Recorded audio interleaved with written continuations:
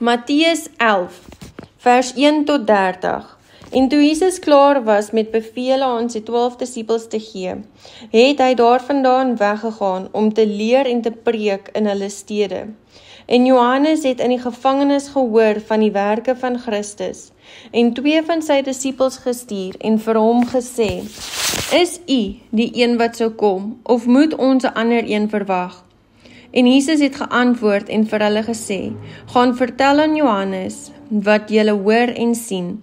Blindes sien weer en krippele loop, melaatses word gereinig en dowes hoor, dooies word opgewek en aan armes word die evangelie verkondig. En salig is elkeen wat aan my nie aanstoot neem nie. En toe hulle vertrek, begin Jesus vir die skare aangaande Johannes te sê, wat het julle uitgegaan om in die woestyn te aanskou, 'n riet wat deur die wind beweeg word? Maar wat het julle uitgegaan om te sien, 'n man met sagte klere aan?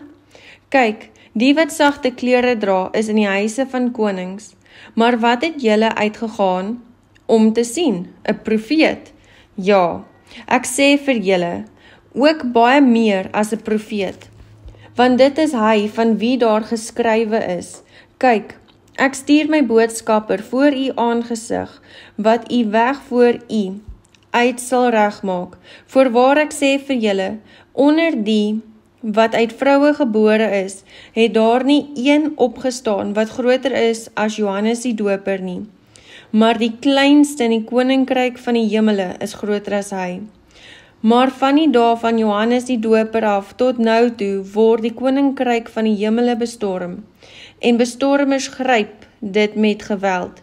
Want al die profete en die wet het tot op Johannes geprofeteer, en as julle dit wil aanneem, hy is Elia wat sou kom.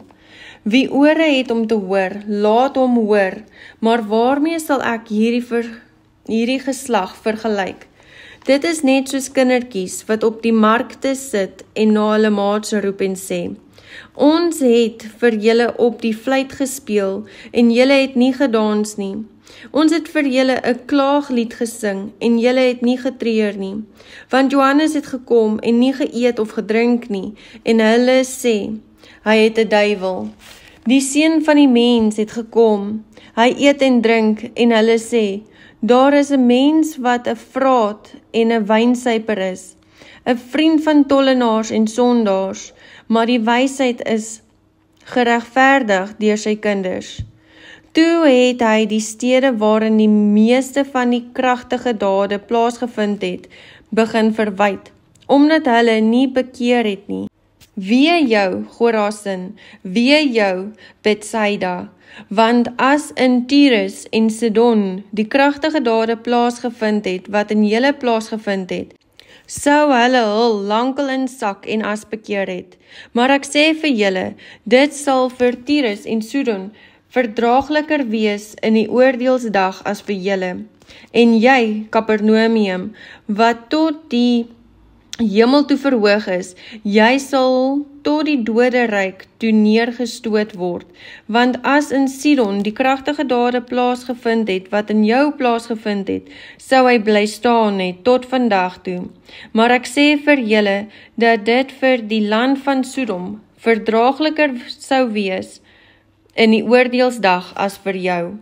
In daardie tyd het Jesus gespreek en gesê, ek loof u, Vader, Here van die hemel en aarde, dat u hierdie dinge verberg het vir wyse en verstandige mense en dit aan kindertjies geopenbaar het.